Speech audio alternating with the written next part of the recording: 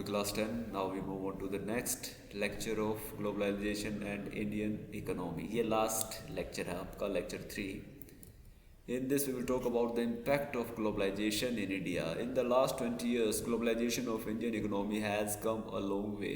तो पिछले 20 सालों से मैंने आपको बताया था 1990 के बाद यहाँ पर ग्लोबलाइजेशन ने इंडिया में एक नया रूप लिया है जिससे हमारी इकोनॉमी पर काफ़ी इसका असर पड़ा है. वो असर क्या है? Globalization and greater competition among producers. सबसे पहला इसका इफेक्ट है कि कंपटीशन काफ़ी बढ़ गया है. पहले अगर आप पूछोगे अपने दादा से या अपने और पुराने बुज़ुर्ग जो मेंबर आपके घर का, वो आपको बताएंगे कि मार्केट में जो चीज़ें थी वो लिमिटेड थी, बिल्कुल एक या दो ही ब्रांड होते थे. लेकिन 90 के बाद भारत में काफ़ी कंपनीज आई और इन कंपनीज ने सेम प्रोडक्ट को इंट्रोड्यूस किया, जैसे कोलगेट है, शैम्पूज़ हैं, साबुन है या डिफरेंट ईटिंग आइटम्स हैं. तो उनमें कंपटीशन काफ़ी हुआ. तो इस कंपटीशन का मैंने आपको बताया था फ़ायदा किसको मिलता है? कंज्यूमर को, कस्टमर को मिलता है. एक तो उनको क्वालिटी अच्छी मिलती है, दूसरा प्राइस हमेशा ठीक रहते हैं. अगर कोई एक बंदा होगा मार्केट में, एक कंपनी होगी, तो वो उसे मन मांगे कीमत पे बेचेगी. जैसे दवाइयाँ हैं, कैंसर की, हार्ट अटैक की, तो इनको बनाने वाली जो कंपनियाँ हैं वो लिमिटेड हैं. तो ये दवाइयाँ लाखों में आती हैं क्योंकि कोई कंपटीशन नहीं है. लेकिन कंपटीशन होगा तो प्राइस भी लेवल में रहेगा, क्वालिटी भी अच्छी होगी. तो ये कंपटीशन हुआ लोकल और फॉरेन प्रोड्यूसर्स के बीच में और इसका फ़ायदा मिला कस्टमर को. As a result these people today enjoy much higher standard of living than was possible earlier. तो इसकी असर पड़ा हमारी स्टैंडर्ड ऑफ लिविंग पर. इस कंपटीशन का जो असर रहा वो हमारे स्टैंडर्ड ऑफ लिविंग पर पड़ा. हमारी जो लिविंग है वो काफ़ी इम्प्रूव हुई. हमारे पास डिफरेंट लग्जरी आइटम्स आए, हमारे पास फैसिलिटीज़ आ गई. जीवन थोड़ा और आसान हो चुका है इसके आने के बाद. Multinational companies have increased their investment in India over past 20 years, which mean investing in India has been beneficial for them. और इसके साथ साथ मल्टीनेशनल कंपनीज ने, कोका कोला है या फिर पेप्सी है या फिर फोर्ड मोटर्स है या फिर different type of car companies हैं, मोबाइल कंपनीज हैं, तो उन्होंने भारत में इन्वेस्टमेंट किया है, काफ़ी इन्वेस्टमेंट बढ़ा है. तो उसका भी इंडिया को काफ़ी फ़ायदा मिला है. फ़ायदा कैसे मिला है कि जैसे अभी नोएडा में सैमसंग कंपनी लगाई गई है, एप्पल का फ़ोन इंडिया में बनना स्टार्ट हुआ है, या BMW चेन्नई में प्लांट लगा रही है, या मारुति का प्लांट इंडिया में गुड़गांव में लगा हुआ है. तो इस सारे इन्वेस्टमेंट का फ़ायदा इंडिया को मिलता है कि यहाँ पे जॉब क्रिएट होती है, पैसा यहाँ पर आता है, लोकल कस्टमर जो हैं, कंज्यूमर जो हैं, लोकल जो प्रोड्यूसर्स हैं, उनको फ़ायदा मिलता है. डिफरेंट और दूसरे चीज़ों को फ़ायदा मिलता है, जैसे बैंकिंग को, इंश्योरेंस को, हमारे ट्रांसपोर्टेशन को. तो बहुत सारा फ़ायदा होता है इस इन्वेस्टमेंट के आने से. Several of the top companies have been able to benefit from the increase competition. और इस कंपटीशन का फ़ायदा ये रहा है कि भारत की भी कई कंपनियां इस कंपटीशन में काफ़ी निखर कर बाहर आई हैं, काफ़ी क्वालिटी इंप्रूव की है. Moreover globalization has enabled some large Indian companies to emerge as multinational themselves. और इसका असर ये रहा कि इस कंपटीशन की वजह से भारत की कंपनियां भी मल्टीनेशनल कंपनियां बनी. जैसे टाटा है, टाटा ने लैंड रोवर खरीद लिया, आज इसकी विदेशों में भी गाड़ियाँ बिकती हैं. इसके अलावा एशियन पेंट है. तो ये कंपनियां ऐसी रही जो आज विदेशों में भी इनकी डिमांड है, विदेशों में भी इनके ऑफिसेज हैं, वहाँ पर भी इनका सामान बिकता है. तो ये फ़ायदा किसका रहा? ग्लोबलाइजेशन का, कि भारत को भी वर्ल्ड मार्केट में एक पहचान मिली. Globalization has also created new opportunities for company providing services, particularly those involving IT. तो IT सेक्टर काफ़ी इम्प्रूव हुआ है यहाँ पर, जैसे गुड़गांव है, नोएडा है, बेंगलुरु है. ये सिटीज़ पूरी तरह से IT सिटीज़ में कन्वर्ट हो चुके हैं क्योंकि यहाँ पर ग्लोबलाइजेशन के कारण कंपनीज़ को डिफरेंट कंट्रीज़ के कस्टमर के साथ डीलिंग करनी पड़ती है और वो डीलिंग पॉसिबल होती है कॉल सेंटर्स के through.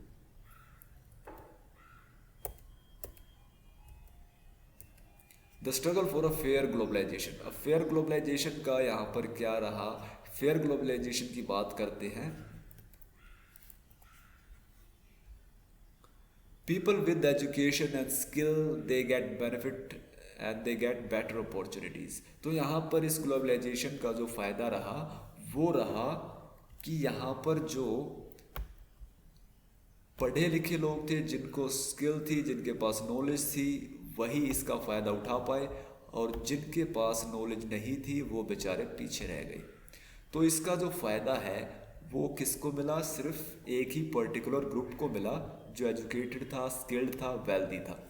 On the other hand there are many people who have not share the benefit. और इसके बाद ऐसे बहुत सारे लोग हैं, गरीब लोग, अनपढ़ लोग, जिसको ग्लोबलाइजेशन का फ़ायदा नहीं मिला, जो आज भी कंपनियों में ठेके पे काम कर रहे हैं। कैजुअल वर्कर का आपने सुना होगा, जिनके लिए काम करने के घंटे कई कई शिफ्टों तक चलते हैं, कोई इनको बेनिफिट नहीं मिलता, कोई हाई सैलरी नहीं। तो इस तरह से यहाँ पर इनका शोषण किया जाता है, एक्सप्लॉयटेशन किया जाता है। Fair globalization would create opportunities for all and also ensure that the benefit of globalization are shared by better।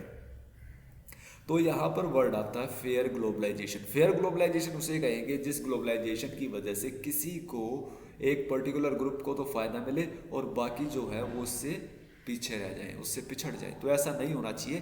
Fair globalization का मतलब है कि ग्लोबलाइजेशन का जो अपॉर्चुनिटीज़ आई हैं वो सबको बराबर मिले, वो चाहे कोई गरीब हो चाहे अमीर हो, तभी इसका फ़ायदा सभी के लिए होगा। The government can play a major role in making this possible. और इस काम को पॉसिबल करने का काम सरकार के सिवा कोई नहीं कर सकता, क्योंकि सरकार के हाथ में रूल्स रेगुलेशंस है और वो चाहे तो कंपनीज को ये कह सकती हैं कि वो इस अपॉर्चुनिटीज़ को शेयर करें इक्वली।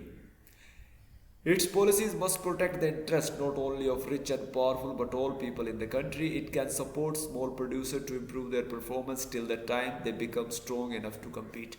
तो सरकार को यहाँ पर जो छोटे छोटे प्रोड्यूसर्स हैं, जो मल्टीनेशनल कंपनी के आने के कारण बेचारे, जिनका काम धंधा ठप हो गया, बेचारे घर बैठ गए, उनको सरकार सपोर्ट करे ताकि वो भी मल्टीनेशनल कंपनी के प्रोडक्ट के मुकाबले अपना प्रोडक्ट निकाल सके, मार्केट में बेच सके। If necessary the government can use trade and trade barrier. तो यहाँ पर गवर्नमेंट क्या कर सकती है? ट्रेड बैरियर लगा सकती है, लोकल प्रोड्यूसर को छूट दे सकती है और बाहर से आने वाले प्रोडक्ट पे टैक्स लगा सकती है, जिससे लोकल प्रोड्यूसर का सामान भी मार्केट में बिके। In the past few years, massive campaign and representatives by people organization have influenced important decisions relating to trade and investment at the WTO। तो WTO का रोल यहाँ पर भी पार्शियल कहा जाता है कि वो भेदभाव करता है। जो रिच कंट्रीज़ है वो WTO को पैसा वगैरह खिला के WTO के डिसीजन को इन्फ्लुएंस करती हैं, प्रभावित करती हैं, और इसका नुकसान गरीब देशों को और जो भारत जैसे डेवलपिंग कंट्रीज़ हैं उनको उठाना पड़ता है। तो अमेरिका जैसी कंपनीज यहाँ पर धड़ल्ले से चल रही हैं, पैसा खिलाती हैं बढ़िया, और बढ़िया यहाँ से पैसा कमा के अपने देश लेके जा रही हैं। तो ये एक तरह से गुलामी ही है। ये डायरेक्ट गुलामी नहीं कह सकते, लेकिन इनडायरेक्ट गुलामी तो है। इसे कहते हैं नियो कॉलोनियलिज्म। अंग्रेजों ने हमें डायरेक्ट लूटा, लेकिन अब हम इनडायरेक्ट लूटे जा रहे हैं, चाइनीज़ कंपनीज़ की तरफ से, अमेरिकन कंपनीज़ की तरफ से और बाकी दूसरी यूरोपियन कंपनीज़ की तरफ से। हमारा मार्केट आज के समय पे, हमारा घर, हमारी लाइफ पूरी तरह से गुलाम बन चुकी है इन विदेशी प्रोडक्ट के। आप अपने घर में बैठ के गिनना शुरू करना कि कितने प्रोडक्ट आप विदेशी यूज़ करते हैं, कितने आप प्रोडक्ट अपने देश के यूज़ करते हैं, तो आपको पता चलेगा 90% आपकी लाइफ के प्रोडक्ट विदेशी हैं। जो भी कुछ है, तो हर जगह आपको फॉरेन कंपनीज दिखाई देंगी। तो ये एक प्रॉब्लमेटिक बात हो सकती है इंडिया जैसे देश के लिए, जहाँ पर एम्प्लॉयमेंट और लोकल प्रोड्यूसर्स को बचाना बहुत इंपॉर्टेंट है। This has demonstrated that people also can play an important role in the struggle for fair globalization। तो लोग जब तक यहाँ पर खड़े नहीं होंगे सरकार के साथ, तब तक ग्लोबलाइजेशन फेयर नहीं होगी, तब तक हम ऐसे ही विदेशी कंपनियों के गुलाम बने रहेंगे। तो यहाँ पर लोगों में अवेयरनेस होनी चाहिए, लोगों के अंदर एक जागरूकता होनी चाहिए कि हम अपने प्रोड्यूसर्स को, अपने प्रोडक्ट्स को यूज़ करें, सपोर्ट करें और उनको ही ज़्यादा से ज़्यादा लोगों को यूज़ करने के लिए एनकरेज करें। केस स्टडी आज यहाँ पे बात करते हैं फोर्ड मोटर की। हेनरी फोर्ड ने शुरू की थी दुनिया की पहली कार जो बनाई थी अमेरिका की, वो थी Ford. Ford Motor, an American company, one of the world's largest automobile manufacturer with production spread over 26 countries of the world, Ford Motor came to India in 1995, spent 1700 crore to set up a large plant near Chennai। तो 26 देशों में इसका काम है Ford motor company का। 1995 में ये भारत आई थी महिंद्रा एंड महिंद्रा के साथ, 1700 करोड़ रुपए का इसने इन्वेस्ट किया था। By the year 2004, Indian Ford Motors selling 27,000 car in the Indian market, while 24,000 car were export from India to South Africa. तो भारत में 27,000 कार जो हैं वो चेन्नई में जो बनती हैं वो बेची जाती हैं, और चेन्नई में ही बनी 24,000 कारें साउथ अफ्रीका और दूसरे देशों को भेज दी जाती हैं, south Africa, Mexico and Brazil. The company wants to develop Ford India as a component supplying base for its other plant across the globe. इसके अलावा कंपनी ये भी चाहती है कि फोर्ड इंडिया जो है वो यहाँ से गाड़ियों के पुर्जे बनाकर भी दूसरे देशों में सप्लाई करे. तो ये है फॉरेन या मल्टीनेशनल कंपनी का इन्वेस्टमेंट काम करने का तरीका किसी भी देश में.